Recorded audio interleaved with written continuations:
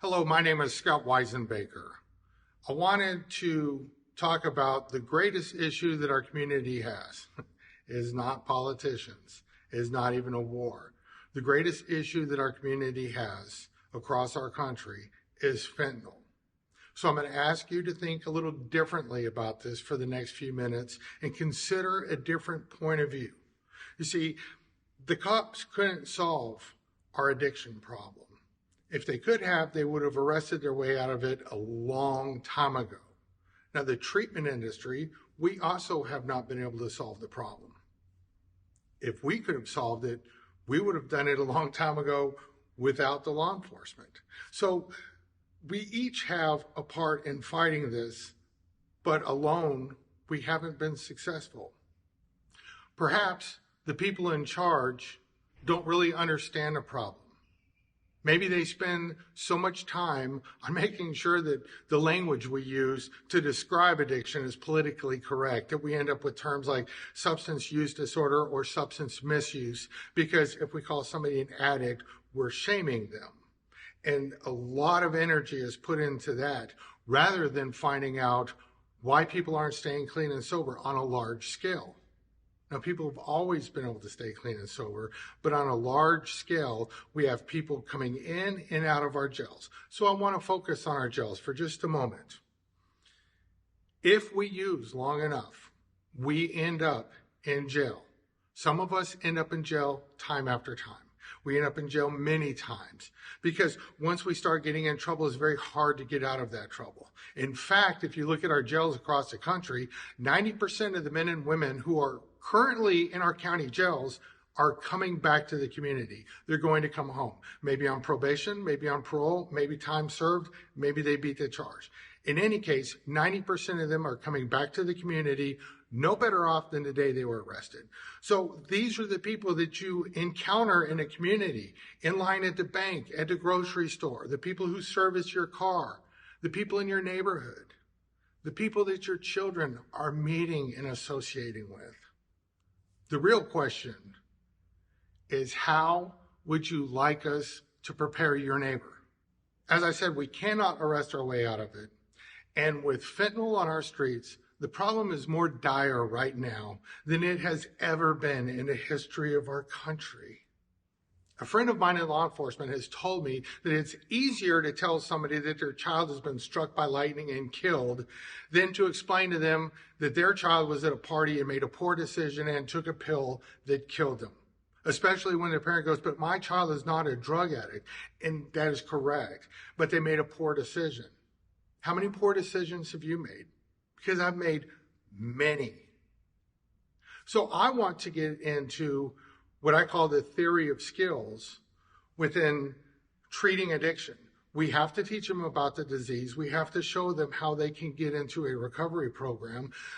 But there is so much more that goes on in community. If I am using the drug as a coping mechanism to deal with whatever is happening, no matter how bad or stressed out or emotionally compromised I become, if I get high enough or drunk enough, then I just don't care about what's happening. And the dangerous thing is that coping mechanism still works. So we have to teach people how to survive outside of our jails and in our community. If we look at the kid on the corner slinging dope, as a community we think, okay, he's a throwaway. There's absolutely nothing good about what he's doing, and he can serve no real purpose in our community. They just need to arrest him and put him in a penitentiary. He has customer acquisition and customer retention. He has product supply issues, supply chain issues. He has to make sure the quality is good. He has territorial disputes with people trying to move in on his territory. He's got to make sure his money is right. And then there's a regulatory force that is trying to shut him down at every moment. Now, that is the police. But if we take the morally corrupt business out of this person and we look at who they are and what they're doing, they're running a multi-million-dollar business. They have the skills to run a company. We all have a regulatory force. If you don't have a license or belong to an association, then you have to pay the IRS. You have to do your taxes or they're going to come and shut down your business. So we all deal with every aspect of what this person and many times has perfected. Again, you cannot take a baseball bat to your competition, but the theory of skills is at work here because he has the skills to run a multi-million-dollar company. He is running a multi-million-dollar company. I also want to look at the fact that we manipulate everybody. We manipulate everybody to get our way. And you might think, where is the skill in that? But yet, if we take our selfish end out of the manipulation, what's really happening is we have perfected the skill of talking to people in a manner in which they are going to best receive us. As a waiter, you have about 2 or 3 seconds to figure out, does your table want to chat it up with you, or do they want you to leave them alone, but make sure that their iced tea is filled? We have to figure that out. Our income is directly tied to how well we deal with that person, so we figure out how to best communicate in a manner that they're going to best receive us. This is no different when we're manipulating people. When we have a lifestyle that outpaces our income, in other words, we wake up, no car, no job, no money, and no drugs, but somehow we make it 20 miles to and from the dope house and have plenty of drugs to stay high all day. There's a lot of moral corruption that may be a part of how we accomplish that.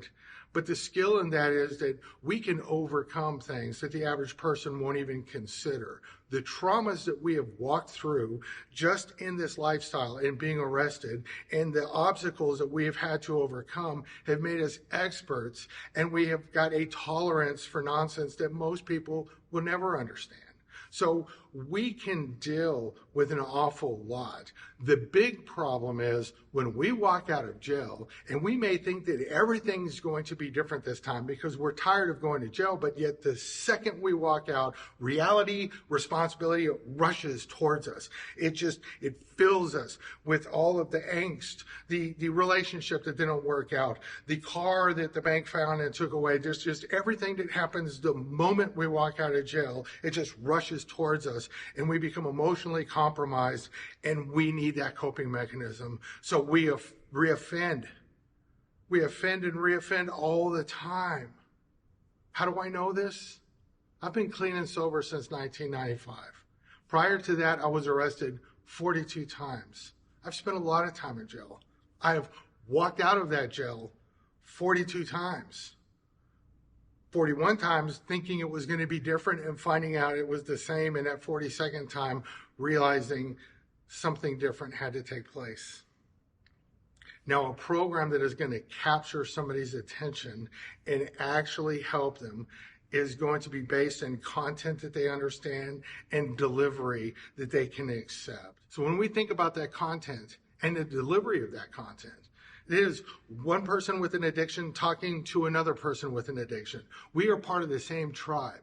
I have more in common with the men and women in jail than I do with my own family members. My family doesn't really understand me. They don't understand why I did the things that I did. However, me and the men and women in jail are of the same tribe. And if we want to get well, we have to do the same things. So the content is incredibly important, and they must believe it. They have to believe in it in order for this to give them hope. You see, at the end of the day, we want to live, and we don't want to go to jail. But when we don't believe we can live with or without the drugs, sometimes we are at the end of our rope, and so many of us take our own life. If we don't just die from an overdose or a bullet wound or wrecking our vehicle. We're dying at alarming rates. The idea is to teach men and women that they have these skills and how to draw out the skills. Because if we can't make them believe that they can make it on the outside, then they're not even going to try. Because the community has told us that everything we know is wrong and we have to start from scratch. And finally, there's somebody saying, no, actually, you have more skills than the average person. And let me show you how to put those into effect so that you can thrive in the community. We don't want to survive. We want to thrive. So let me back up just a minute to a statement I said about the cops would solve this if they could. Okay, we know that putting people in jail for a very long period of time, it's punishing people, but it's not solving the problem. We've even had presidents say, I will lock up an entire generation of Americans if I have to. And they tried their best to do it. and it had no effect. Now, the treatment industry, there's a lot of good treatment out there, but we have the same outcomes as the men and women walking out of the jails. There's missing components, and these components about drawing these skills out, the problem is insurance doesn't pay for us to teach that stuff. This is why I have a nonprofit facility. I also realize that the jail is the only place that we are all gathered together and stabilized. Remember, eventually we go to jail. Some of us go to jail many times. But in our county jail, you have a large number of men and women with an addiction who are at the moment stabilized, and they're just sitting there and waiting. And that is the one place that we can get to them all. And it's the one place that they're willing to actually listen to what we have to say because they're living through a consequence. So the jail's the only place in the world like that. This is where the culture starts to change in our community. This is where we start changing the culture of how our country does addiction recovery and our legal community.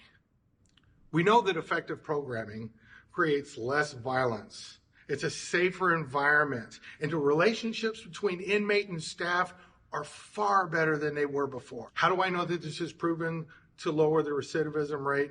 Because Harvard did an in-depth study on different county jails for over a year, and they've recently published their results through the National Sheriff's Association. It is now a proven fact that effective programming creates a culture change. And if we can teach them the skills that they need, or the fact that they have the skills to make it into the community, then when they walk out and reality rushes to them, they can cope with that. They know that they can be successful, and that whatever pain they're feeling at that moment is temporary, and that we can get past it. Now, as a nonprofit, collaborating with the legal community and the National Sheriff's Association, we have a program that is scalable. We are the only organization poised to put this program across the country in every single one of our jails. If you look at the cost, if 3 people don't come back to jail for 1 year, it pays for 100 men and women to complete this 12-week intensive program. The cost is 76% less than Medicaid reimbursement. And those of us in the treatment industry know that that's not a big amount. The great news about this is every community already has the money to do this, because we got the National Opioid Settlement Funds delivered to every county across our country. Every state has a portion, every county has a portion, and large cities have a portion. And they will receive that money for the next 18 years. It's restricted, so there's only a couple of things that you can spend it on. But if we don't spend it, it's going to be just like the tobacco money. They're going to come and take it all away from us, and it's going to do nothing. We have been reactive for the entire history of this problem. It is time to be proactive. And this is a proactive approach. It is the first and only proactive approach to really address the addiction recovery and reentry piece that is so desperately needed by the men and women who are doing this. It is paramount that we get this everywhere we can. In 2022, 108,000 Americans died from a drug overdose. That's 296 people a day. And what were we? We were reactive. We were not proactive. Doing nothing is going to cause a larger loss of life in every community. 4.8 a minute. That's how many are dying. That means in the time that you've heard me talking, we've lost 72 Americans to a drug overdose.